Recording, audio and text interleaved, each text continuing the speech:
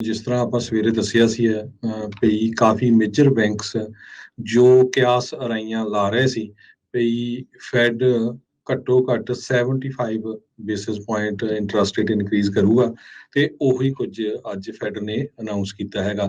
Federal reserve board ਨੇ ਅੱਜ 2 ਵਜੇ ਦੇ ਕਰੀਬ eastern standard time 75 basis point interest rate increase ਕੀਤਾ ਹੈ, ਲਗਭਗ 3 ਦਹਾਕਿਆਂ ਤੋਂ ਬਾਅਦ 1994 ਤੋਂ ਬਾਅਦ ਇੰਨਾ ਜ਼ਿਆਦਾ ਇੰਟਰਸਟ ਰੇਟ ਇੱਕੋ ਦਵੇਂ ਇਨਕਰੀਜ਼ ਕੀਤਾ ਹੈਗਾ। ਇਹ ਸਾਰਾ ਕੁਝ ਇਨਫਲੇਸ਼ਨ ਨੂੰ ਕੰਟਰੋਲ ਕਰਨ ਦੇ ਲਈ ਕੀਤਾ ਗਿਆ ਹੈ ਤਾਂ ਕਿ ਆਉਣ ਵਾਲੇ ਸਮੇਂ ਦੇ ਵਿੱਚ ਰਿਸੈਸ਼ਨ ਨਾ ਆਵੇ। ਪਰ ਇਹ ਅਨਾਉਂਸ ਕਰਨ ਤੋਂ ਬਾਅਦ ਥੋੜਾ ਜਿਹੜੀ ਸਟਾਕ ਮਾਰਕੀਟ ਆ ਉਹਦੇ ਵਿੱਚ ਵਾਧਾ ਜ਼ਰੂਰ ਹੋਇਆ ਹੈਗਾ, ਪਰ ਜਿਹੜੀਆਂ ਰਿਪੋਰਟਸ ਓਵਰਆਲ ਆ ਰਹੀਆਂ ਉਹ ਤੋਂ ਲੱਗਦਾ ਨਹੀਂ ਪਈ ਰਿਸੈਸ਼ਨ ਤੋਂ ਆਪਾਂ ਬਚਾਂਗੇ।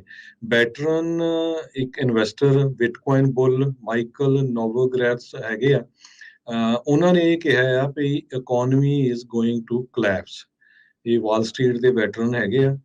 ਵੀ are going into really fast recession, ਕਹਿੰਦੇ ਵੀ ਅਸੀਂ ਬਹੁਤ ਜਲਦੀ ਇੱਕ ਵੱਡੇ ਰਿਸੈਸ਼ਨ ਦੇ ਵਿੱਚ ਜਾ ਰਹੇ ਹੈਗੇ ਆ। ਤੇ ਇਸ ਤੋਂ ਅੱਗੇ ਬਿਲ ਗੇਟਸ ਨੇ ਅੱਜ ਕ੍ਰਿਪਟੋ ਤੇ NFTs ਦੇ ਅੰਡਰ ਇੱਕ ਆਪਣੀ ਜਿਹੜੀ ਸਟੇਟਮੈਂਟ ਦਿੱਤੀ ਆ ਇਹਨਾਂ ਦੇ ਸੰਬੰਧ ਦੇ ਵਿੱਚ। ਕਹਿੰਦੇ ਵੀ ਇਹ ਤਾਂ 100% ਗ੍ਰੇਟਰ ਫੂਲ ਥਿਊਰੀ ਆ, ਵੀ ਇਹ ਸਾਰਾ ਕੁਝ ਸ਼ੈਮ ਹੈਗਾ, ਸਕੈਮ ਆ, ਡਿਜੀਟਲ ਐਸਟ ਟ੍ਰੈਂਡ 100%। ਇਹ ਮਾਈਕਰੋਸਾਫਟ ਦੇ ਕੋ-ਫਾਊਂਡਰ ਬਿਲ ਗੇਟਸ ਆ, ਉਹਨਾਂ ਨੇ ਕਿਹਾ। ਸੋ ਹੁਣ ਇਹਨਾਂ ਦੀ ਸਟੇਟਮੈਂਟ ਦੇ ਉੱਤੇ ਜੋ ਕ੍ਰਿਪਟੋ ਕਰੰਸੀਜ਼ ਹੈਗੀਆਂ ਉਹਨਾਂ ਦੇ ਉੱਤੇ ਜਿਹੜਾ ਆ ਬਹੁਤ ਜ਼ਿਆਦਾ ਅਸਰ ਪਊਗਾ। ਨਵੰਬਰ 2021 ਦੇ ਵਿੱਚ ਬਿਟਕੋਇਨ ਆਲ ਟਾਈਮ ਹਾਈ ਸੀ $69,000 ਉਹਦੀ ਪ੍ਰਾਈਸ ਸੀ, ਤੇ ਹੁਣ ਉਹ ਘਟ ਕੇ 23,000 ਰਹਿ ਗਈ ਆ। ਤੇ ਪਰ ਜਦੋਂ ਹੁਣ ਇੱਕ ਇਦਾਂ ਦੀ ਕੰਪਨੀ ਦੇ CEO ਆਪਣੀ ਸਟੇਟਮੈਂਟ ਦੇਣ ਵੀ ਇਹ ਤਾਂ ਇੱਕ ਕਿਸੇ ਤਰ੍ਹਾਂ ਨਾਲ ਵੀ ਬੇਵਕੂਫਾਂ ਦੀ ਥਿਊਰੀ ਹੈਗੀ ਆ, ਤੇ ਇਹਦੇ ਤੇ ਇਹਦਾ ਅਸਰ ਬਹੁਤ ਪਊਗਾ। ਜੀ, ਸੋ ਜਿਹੜੀ ਰੇਟ ਹਾਈਕ ਦੇ ਵਿੱਚ ਗੱਲ ਕਰਦੇ ਜਾਈਏ, ਫੈਡਰਲ ਰਿਜ਼ਰਵ ਨੇ ਕਿਹਾ ਵੀ ਜਿਹੜੀ ਇਕੋਨਮੀ ਆ ਉਹ 2.8% ਨਹੀਂ ਵਧੂਗੀ। ਜਿਹੜੀ ਇਹਨਾਂ ਨੇ 3 ਮਹੀਨੇ ਪਹਿਲਾਂ ਕਿਆਸਰਾਈਆਂ ਲਾਈਆਂ ਸੀ ਉਹਨੂੰ ਹੁਣ ਉਹਨਾਂ ਨੇ ਘਟਾ ਕੇ 1% ਤੋਂ ਵੀ ਥੱਲੇ ਜਿਹੜੀ ਉਹਦੇ ਵਿੱਚ ਗਿਰਾਵਟ ਤੱਕ ਕੀਤੀ ਹੈ। 1.7% ਕਹਿੰਦੇ ਆ ਵੀ ਇਸ ਸਾਲ ਮਹਿਜ ਜਿਹੜੀ ਇਕੋਨਮੀ ਆ ਉਹ ਗਰੋ ਹੋਊਗੀ। ਹਾਇਰ ਇੰਟਰਸਟ ਰੇਟਸ ਦਾ ਮਤਲਬ ਇਹ ਹੋਊਗਾ ਹਰਜੋਤ ਸਿੰਘ ਵੀ ਜਿਹੜੇ ਕ੍ਰੈਡਿਟ ਕਾਰਡ ਬੈਲੈਂਸਿਸ ਜਿਹੜੇ ਪੂਰੇ ਸਟੇਟਮੈਂਟ ਦੇ ਉੱਤੇ ਨਹੀਂ ਪੇ ਕਰਦੇ ਉਹਨਾਂ ਦੇ ਉੱਤੇ ਜਿਹੜੀ APR ਲੱਗਦੀ ਆ ਜਾਂ ਕਾਰਡ ਲੋਨਸ ਹੈਗੇ ਆ ਜਾਂ ਘਰ ਦੇ ਲੋਨਸ ਆ ਉਹ ਹੋਰ ਜ਼ਿਆਦਾ ਮਹਿੰਗੇ ਹੋਣਗੇ। 6.25 6.5 ਨੂੰ ਐਵਰੇਜ ਜਿਹੜੇ ਮਾਰਗੇਜ ਰੇਟਸ ਆ ਇਸ ਦੇ ਕਰਕੇ ਆਲਰੇਡੀ ਜੰਪ ਹੋ ਚੁੱਕੇ ਆ।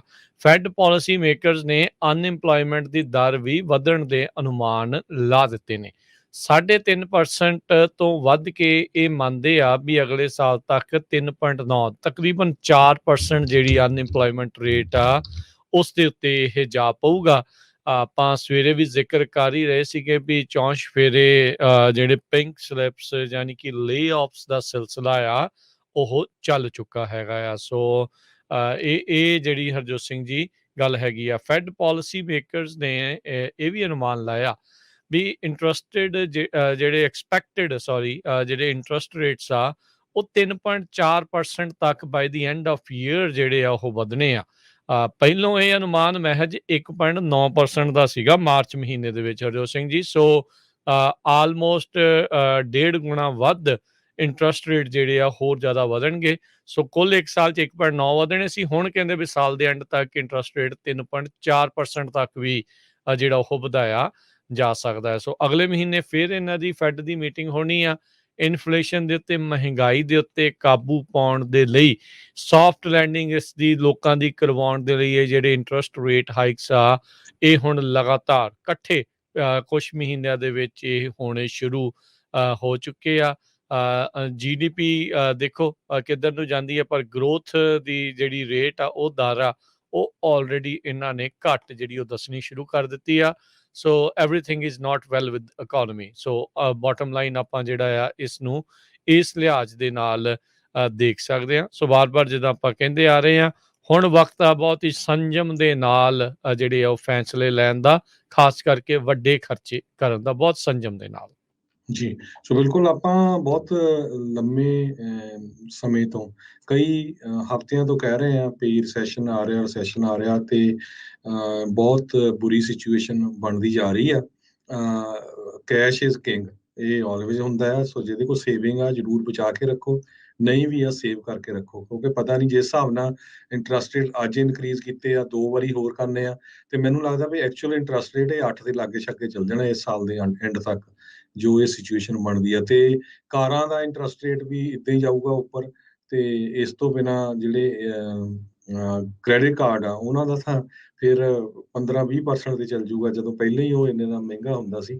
ਸੋ ਉਹਨਾਂ ਦਾ ਇਹੀ ਆ ਵੀ ਲੋਕ ਕੰਪੀਟੀਸ਼ਨ ਨਾ ਕਰਨ, ਪੈਸੇ ਘੱਟ ਸਮਾਨ ਘੱਟ ਖਰੀਦਣ, ਤਾਂ ਕਿ ਜਿਹੜੀ ਇਨਫਲੇਸ਼ਨ ਆ ਉਹਦੇ ਤੇ ਕੰਟਰੋਲ ਕੀਤਾ ਜਾ ਸਕੇ। ਸੋ ਸਾਰੇ ਜਣੇ ਫਾਈਨੈਂਸ਼ੀਅਲੀ ਸਟਰੋਂਗ ਰਹੋ, ਆਪਣੀ ਜੌਬਸ ਵਗੈਰਾ ਜਿਹੜੀ ਆ ਉਹਦੇ ਤੇ ਧਿਆਨ ਰੱਖੋ, ਕਿਉਂਕਿ